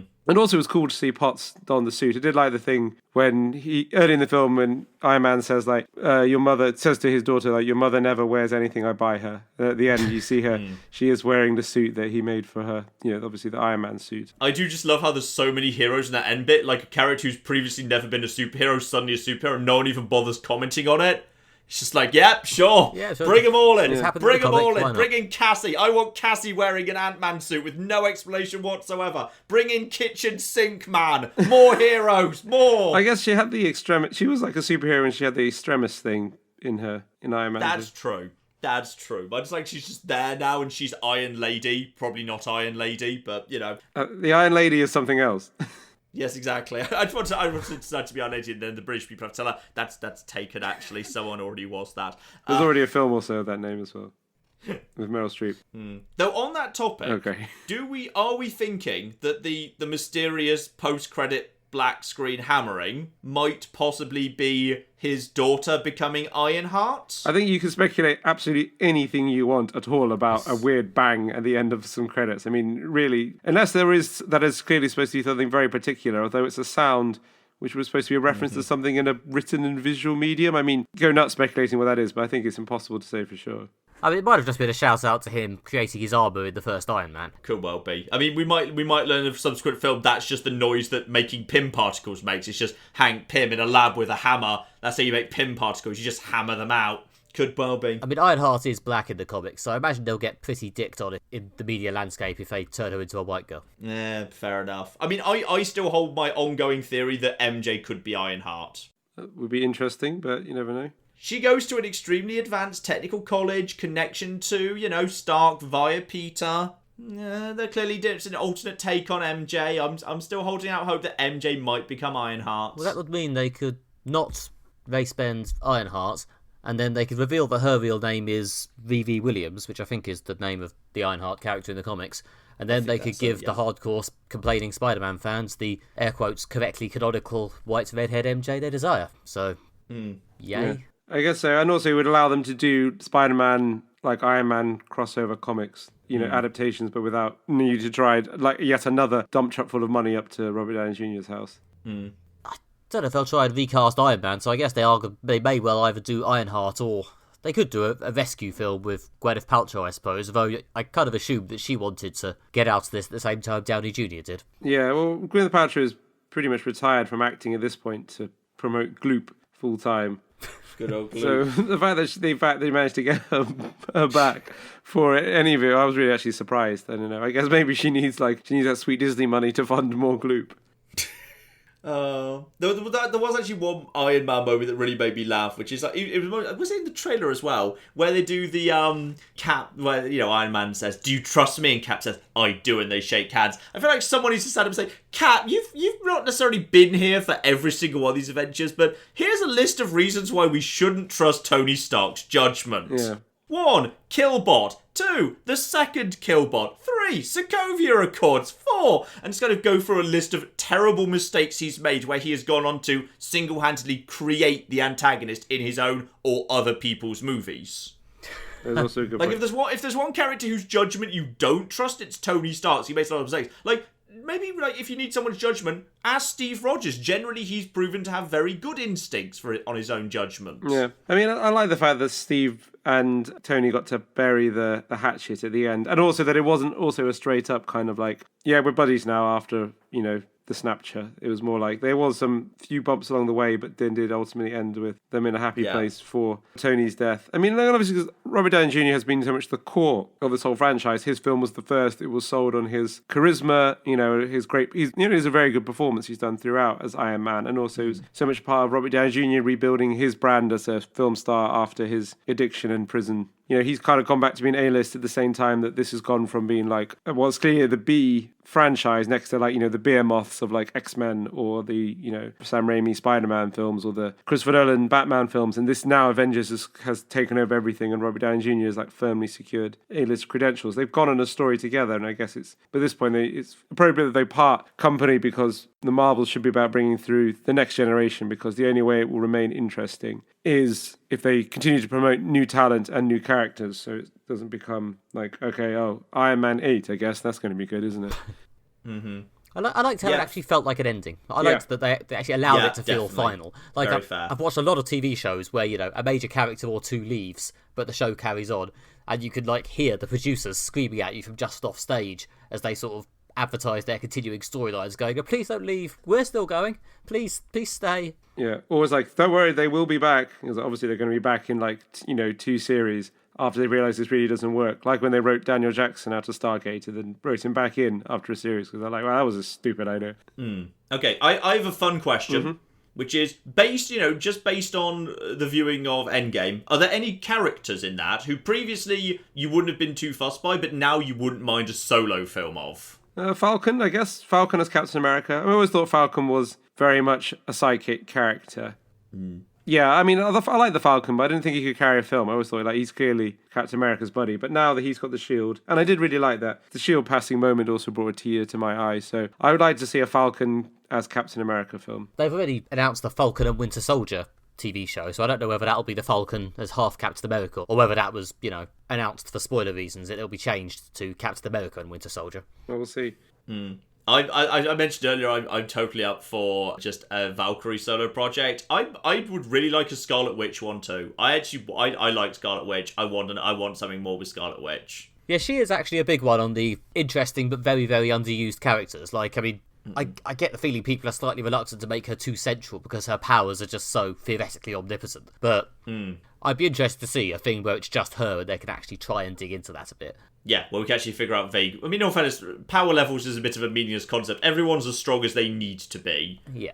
Anyone can beat up anybody else if it comes to it. Yeah. In this universe. And also, their powers is exactly as strong as the seed needs. Like Captain America can, like, in one bit can be like wrestling Thanos, the most powerful creature in the entire galaxy. But then in a solo film, he can struggle to beat up just a Hydra henchman because if Captain America just plows through absolutely everyone, is a particularly entertaining film. So you can go from I can take on a god to basically actually, I'm only as strong as the next guy who's just lifted a lot of weights because he needs to be, struggle and look like he's, the scenes aren't dramatic if he's that strong. So it's just it suits the logic that it's needed. Yeah, and also, as I sort of said earlier, I think my actual answer to John's question would probably actually be the Hulk, to be honest. I think I am more here for a new solo Hulk project than I have been since I left Incredible Hulk and just sort of shrugged and forgot about it. But I would actually be interested to see a film which dug a bit into exactly what this new merged form is and how it came about and the work involved in maintaining it. Definitely.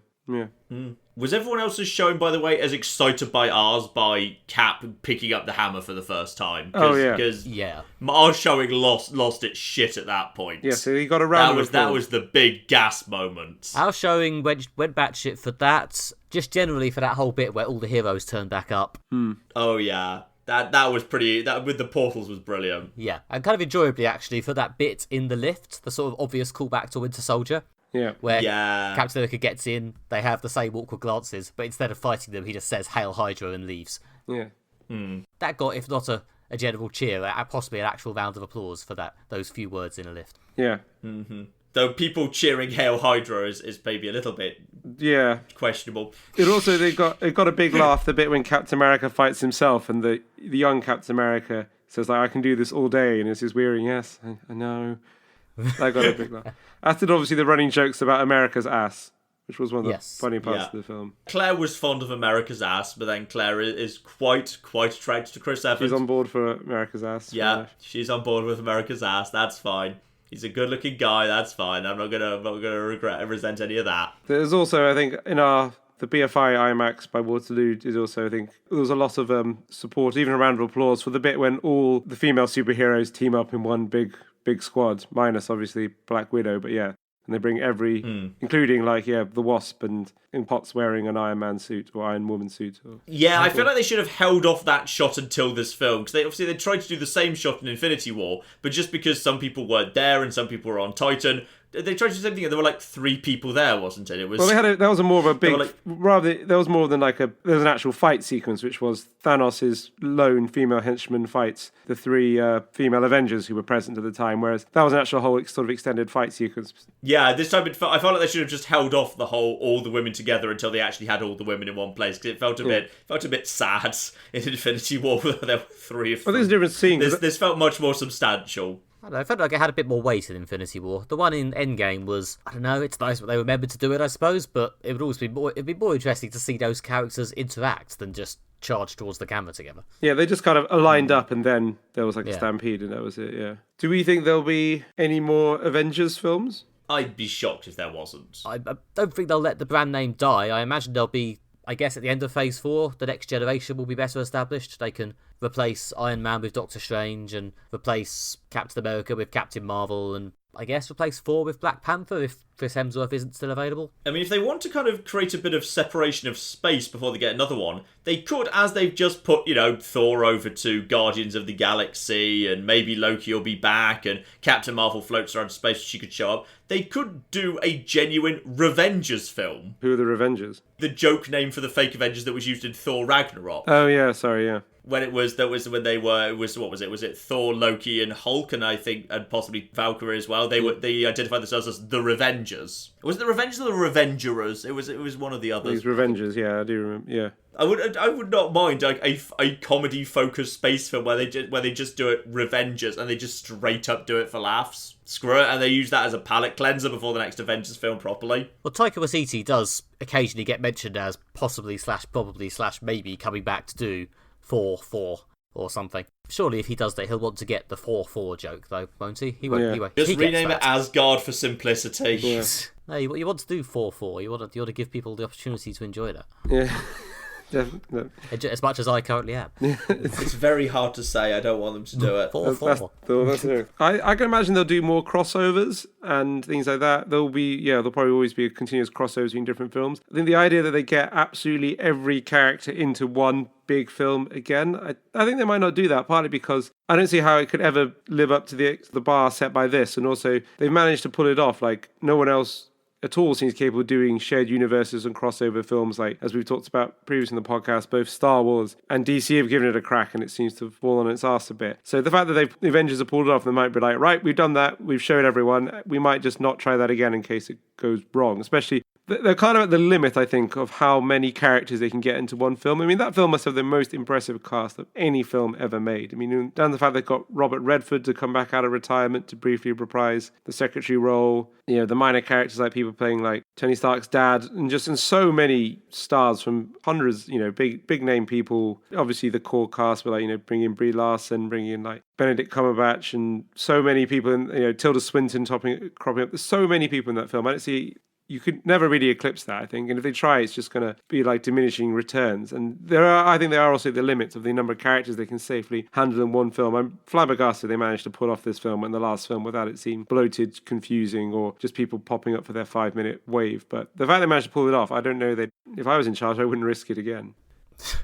Yeah, I've said before, this seems like, well, it is the film equivalent of a lot of comic crossovers, and the thing that I sometimes forget in my rush for Dewey nostalgia is that a lot of those crossovers kind of suck. Yeah.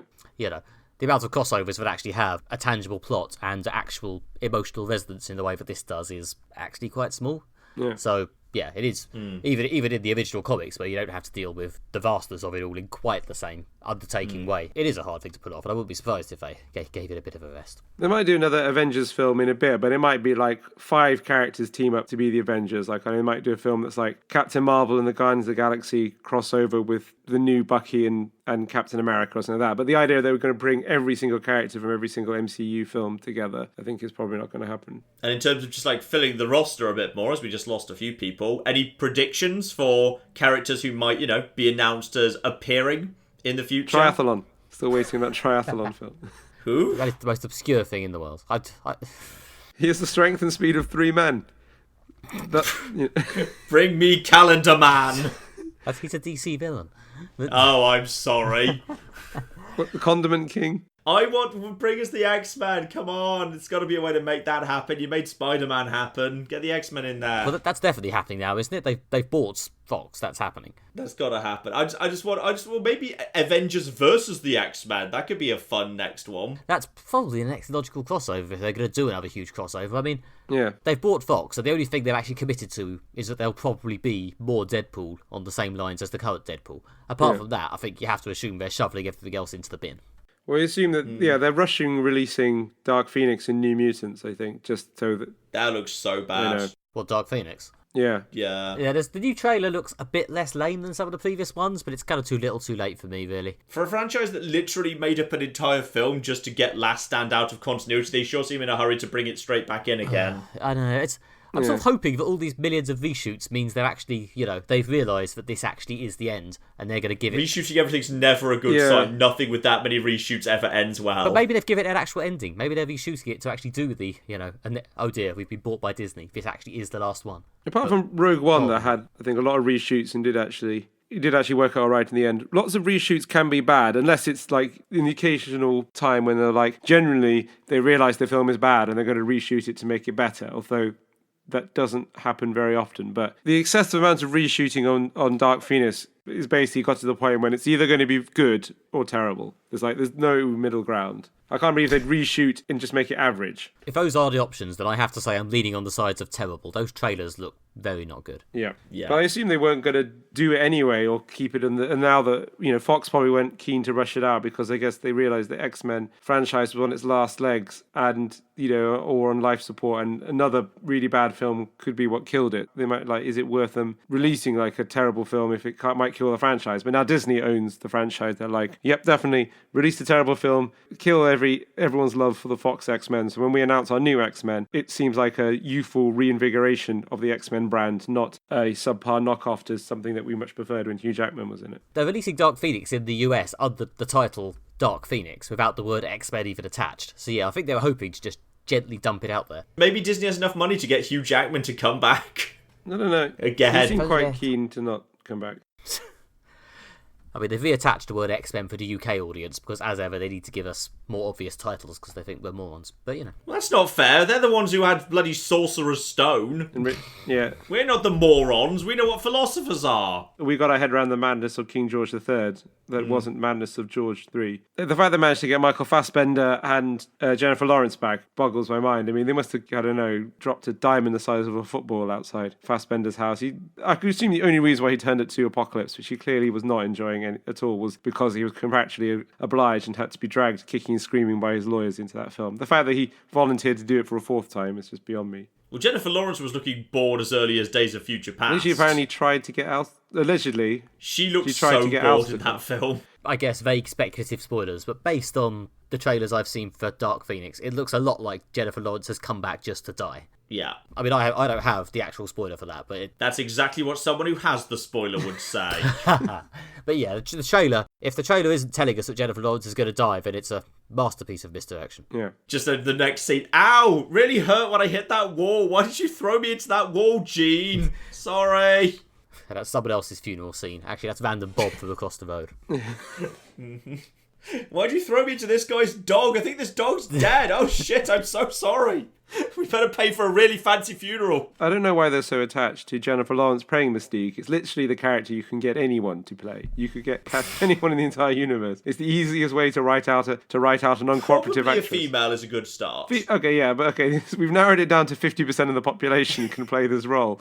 So Hugh Jackman would not be a good Mystique. well, I don't know. I'm sure he's played Mystique in a couple of films, sort of. That's true. He has played Mystique on a few occasions. But my point being that like you could cast anyone in this role. I don't know why you're so attached to the one person, getting the one person who doesn't want to do it. Because she was the actress of the moment about 3 years ago. And then she made, I think, a couple of slightly bad films and is now no longer the actress of the moment. Oh yeah, Passengers is a film that exists. There we go. That's one of the ones that seems to particularly accelerate Jennifer Lawrence out of the sort of, hello, I'm the big thing in Hollywood. It's the classic moment of like you break through, and especially have a string of hits. Eventually, when a turkey comes along, you're basically like, so everything you touch doesn't turn to gold. You're just a morsel like the rest of us. We've seen through you, Jennifer Lawrence. We thought you. So now you'll never escape the X-Men franchise. Exactly, yeah, which is somewhat unfair because I think overall her career is very good and she has done some brilliant films. You know, Silver Linings Playbook, Winter's Bone, American Hustle. X-Men Apocalypse. Is this just kind of part of like a contract she did with the devil? For every bad film you are in, you must be Mystique one more time. Oh dear. So it's drunk and bet with her A agent. deal with the devil. Oh no. So the future of the X-Men and Marvel franchises, that they will fold the X-Men into the Marvel film and they'll still get Jennifer Lawrence to play Mystique just to keep torturing her. It could be a good way of having a very different Avengers film, because rather than being a big bad that wants to take over the universe, they could make it a very different thing by having, okay, it's one group of superpowered people versus a different group of superpowered people. That way the stakes are very different. Because as Claire never gets tired of telling me, she just likes Captain America 3 Civil War because it wasn't properly a Captain America film, it was effectively an Avengers film. Claire will never get tired of telling me this. Well, also it doesn't... Never. Yeah, I did like the fact that film didn't have a villain so much. It was a disagreement between two. Yeah, and that's certainly a way of getting around the problem of how do you follow up Thanos? Well, you don't. You instead have a completely different dynamic to an Avengers film, where it's an internal thing. Yeah. True, but the problem with those disagreements is it's kind of hard to pull them off in a way that's actually even-handed. I mean, the problem with both the comic and the film of Civil War is that, although it's theoretically an even-handed disagreement between two sides with valid points, in reality, to a lot of viewers, one side ends up looking like a dick. Yeah. Or one side has to be, irrationally angry and violent to get the fight started. Yeah, I mean, he doesn't get around the fact that most people will come down one way or the other. It's true. I mean, then again, I actually thought Iron Man made a lot of the more valid points in Civil War, so what are you going to do? I'll admit I was actually kind of sad that it would have been nice just a little extra. In the background coming out of a portal, we could have maybe had the Netflix Marvel heroes. Don't have them say anything, just have them be there. Let's just have Jessica Jones just show up for fun, why not? Yeah, the closest to a validation of Marvel TV was when the version of Jarvis the Butler from the Agent Carter TV show appeared for 10 seconds. Yeah. Which, as a fan of that show, I did enjoy. But aside from that, yeah, Marvel TV continues to be the sort of unwanted child of the Marvel brand. No. I mean, it couldn't have cost that much to just get Kristen Ritter to just show up for one day of filming and just be in the background not saying anything. Just for one shot, just people could be like, oh yeah, that did happen. That's a thing. I do kind of miss them, to be honest, even though some of those seasons were kind of bad. But yeah, I guess we've moved on. I mean, it's interesting. I mean, there are some bad ones. I mean, I don't think we're ever going to get nostalgic for Jessica Jones Series 2, but now Disney are launching a whole new raft of shows. The ultimate question is, like, are these as good as the old ones? I mean, like, you know, something like first series of The Punisher, first series of Daredevil, first series of Jessica Jones, like set a high bar for them to clear, and third series of Daredevil. You know, there is a possibility the Loki show might be terrible. Yeah, I must admit, the announcements of all these streaming shows was a point where I started to think, even if it is technically endorsed by the MCU, is there a limit to the amount of Marvel content I'm willing to spend my life taking in? Yeah. I guess it depends how they dispense them. Have we reached too much Avengers at this point? I mean, 3 films a year I was more or less happy with. That's not that big a fraction of my life. Yeah. If we're going to get a whole series each year, like a whole series of the Loki show, a whole series of, you know, the Falcon and Bucky show, a whole series of, the Hawkeye show, like every year on top of 3 films, I mean... Yeah. I've already got to the point where I don't take in all the TV. I missed... What are the name of those bastards who live on the moon? The Clangers? Inhumans. Damn, the Inhumans, also the Clangers, but I meant specifically the Inhumans on this occasion. Yeah, I didn't see that, I didn't watch that. I heard bad things, so I didn't bother. I didn't watch that either. Yeah, that is one of the few Marvel things I've ever even considered watching. That and Cloak and Dagger. But to be fair, I have heard a few people say Cloak and Dagger's actually alright. Actually, the trailers I saw of Cloak and Dagger looked alright. If I was ever like a totally at a loose end for an evening, I might consider watching the first couple of episodes, just seeing what I thought. My girlfriend liked Cloak and Dagger. It gets her seal of approval. So she watches a lot more TV. Although what is brilliant, and is apparently continuing for one last series, is Legion. Still my favourite thing on TV, and they're doing one more series of that. I'm on board with Legion just because I'm pretty much there for anything Aubrey Plaza's in. She's great, and the whole show is great. It's so mad, and I love every minute of it. Like, even the way it's executed is mad. And they've got the guy from Flight to the Conchords, and I know, it's just, it's phenomenal. Yeah, I like the fact they are actually doing an ending this year for Legion. You know, Yeah. Much as I do sometimes enjoy things that go on forever, it's also, as illustrated by Endgame, you know, nice to actually see a conclusion. And, 3 series for something that weird is probably about the right time to end it before you just truly vanish up your own bum. Yeah. I love it. As they taught me in critics school. I like how you say that. I'm literally just thinking, man, I really hope we get to see the 5th and final series of Gotham in the UK soon. They're just going to dump it on Netflix, aren't they? I hope so. I just want it, damn it. I've managed to avoid spoilers so far. I just want to see the stupidness, how it ends. It's got pretty stupid already, but I want to know how it ends. Probably with Bruce Wayne becoming Batman, I know, but I'd like the details. Have you seen which villains they're using? I've seen the terrible Bane. I've seen the Bane vending machine. Yes, No, it's amazing. I mean, there's some pretty stiff competition for shittest looking Bane as well. There's the Batman and Robin one, and yet still they're somehow competing. Still it's worse. I just kind of want to see him. I haven't seen him moving yet, but it just feels like he wouldn't be able to move very well with that wearing that thing. So I just want to see him try and fight while wearing a vending machine. It looks great. Yeah, this I gotta see. I'm just googling it now. What, shitty Banes of our times? No, just, Yeah, as I say, there's the Batman and Robin one where he looks like It's a Batman inflated Forever, isn't He's green halfway to wrestler. Hulk. Isn't it Batman Forever? No, it's definitely Anne It's Robin. Robin. It's definitely Robin. It was definitely Anne Robin. It was classic. Uma Thurman, classic film, Poison that. Ivy, sexily ordering Bane around. Yeah, and Arnold Schwarzenegger, where every single line is a Colt pun. Yeah, that Yes. film was awful. Literally nothing but ice puns. That film is terrible. It's brilliant. I'll die on that hill. Batman and Robin is genuinely brilliant. It's so bad, it's good. This Bane looks really weird. Which Bane are you looking at? The one from Gotham. He looks pretty stupid. Who's underneath all that? Some random. I think I did look it up, but it's not what I'd heard of. It looks kind of like a cross between the Darth Vader costume without the extra paneling on it and a Cyberman from Cyberman from 80s Doctor Who when they were still basically like It is genuinely people like wrapped in a student tarpaulins. going to a student fancy dress party as Darth Vader who's made out of cardboard boxes. Although I stand by it, actually, the Bane in Batman and Robin looks stupider. Yeah. I mean, we seem to be pretty much past classic Mexican wrestler Bane, sadly. I don't think they've ever done a decent live-action rendition of that. I think that's... Tom Hardy did it basically in Army Fatigues. They did it a little bit in one of the Batman Arkham games where they actually did Bane. There they leaned into that a bit. I think at this point we decided it's probably cultural appropriation, and I think that's probably for the best, that no one wants to see Bane as a Mexican wrestler. I mean, literally no one. Original comics Bane is actually South American, although I don't think they've kept that in many of the adaptations. No, exactly. Though it's very hard to tell where, Nolan film Bane is supposed to be from, because it's quite muffled. He could be from anywhere. He's from Britain and down a very large hole. Yeah. His accent is kind of all over the shop as well. He doesn't sound like Tom Hardy. Imagine a British man shouting from beneath a bit of metal in a pit. Yeah. I just love the Bane of the Nolan films, just because sometimes the way he reads the lines are so baffling, even disregarding the mask. Just the reading of the lines just makes no sense whatsoever, and the additional actions he adds in add nothing to it. It's so confusing. His intonation is like all over the shop. It's really odd. Mm-hmm. I mean, it's distinctive. I just love the exchange on the plane. That it feels like neither of the actors figured out what the lines actually meant. Where there's just the exchange. What would happen if I took off the mask? It would be extremely painful. You're a big guy. For you. It's like the line was supposed to be, it would be extremely painful for you, but he interrupted you before you said it. But it seems like neither of them figured that out. So there's this weird gap where the line just goes, "Oh, so you're a big guy. For you."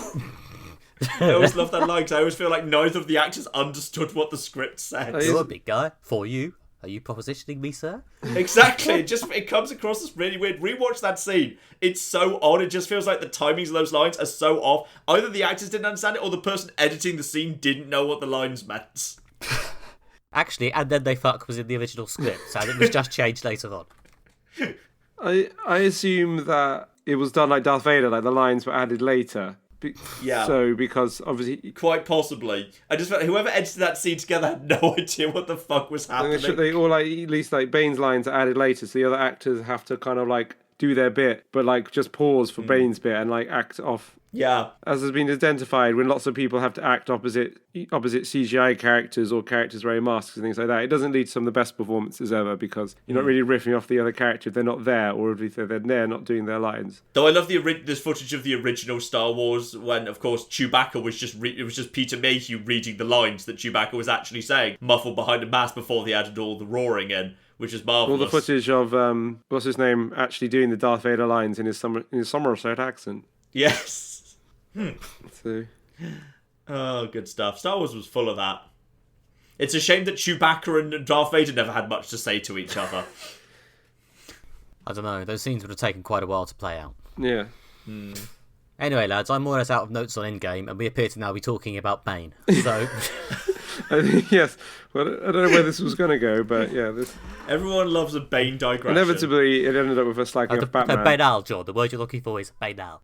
Oh, well played. Inevitably, as it all comes back to Batman and how we're all a bit tired of Batman and Batman's cultural credibility has gone down. We're all a bit tired of him, yet here we are talking about him in an unrelated conversation, unprompted.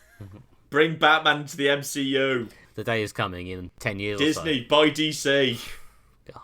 Now, come on. You'd watch a Marvel versus DC film. I think everyone would, but... Avengers versus Justice League. Hell yeah. The point when basically an idea for a subpar Saturday morning cartoon ends up being the primary cornerstone of pop culture. I think at that point, everything would have gone too far. Well, as opposed to everything they've made so far. Wait, that's a step too far. I think that really is. That's where the line is, which I hope they don't cross. Just start buying franchises and having the new films just be Avengers versus. All right, like who owns the Care Bears these days? Whoever it is, it's probably not worth very much. Just buy them. Avengers versus the Care Bears. Maybe they'll do a film of Marvel versus Capcom. Quite good. Is Captain Planet still in play? Sure. Oh yeah, he'd be quite the heavy hitter. He's going to cut pollution down to zero. He's a hero. That's really low. That would cause so... Like, the Avenger would have to stop him. Cutting pollution down to zero would lead to billions of deaths. Is that because they're getting rid of Iron Man, basically? We've discovered that 98% of greenhouse gases is caused by Iron Man. Very new. But Captain Planet, that means you will entirely get rid of refrigeration. Millions will die. I don't care. This is taking a darker turn than the original. Thanks for listening, and thanks to John for joining us on this crossover team-up episode. John, where can the good people of the internet find you? I'm Many a True Nerd pretty much everywhere, on YouTube, Twitter, wherever you care to look. Great, and we do highly recommend checking out all of John's stuff. He's very good. And if you want more from me and Nick, please subscribe to Moderate Fantasy Violence in your podcatcher of choice. And while you're there, can you leave us a review because it helps other people find out about the show. You can also visit our website, moderatefantasyviolence.com, where you can listen to back episodes of the podcast, bonus audio clips, and short written pieces by Nick and myself. And if you want still more, you could also subscribe on social media, or follow or like, or whatever term you prefer for the act of engagement, the holy act. And that's on Twitter as MFV Podcast, or Facebook as Moderate Fantasy Violence, or just search the name, it'll definitely come up. The logo's purple, can't miss it. And yep, I've been Nick Bryan. You can follow me on the internet at nickbryan.com for news about my comics, books, and other general emissions, or you can follow me on Twitter as at nickmb. You can follow me on Twitter as at Alistair J.R. Ball, and you can find more of my writing at redtrainblog.com. Thanks for joining us. We hope you enjoyed this episode. Next time, we're going to be reviewing Pokemon Detective Pikachu, which looks interesting, shall we say. So join us to discover exactly what type of interesting next time. Until then, thanks for joining us. Goodbye. Bye.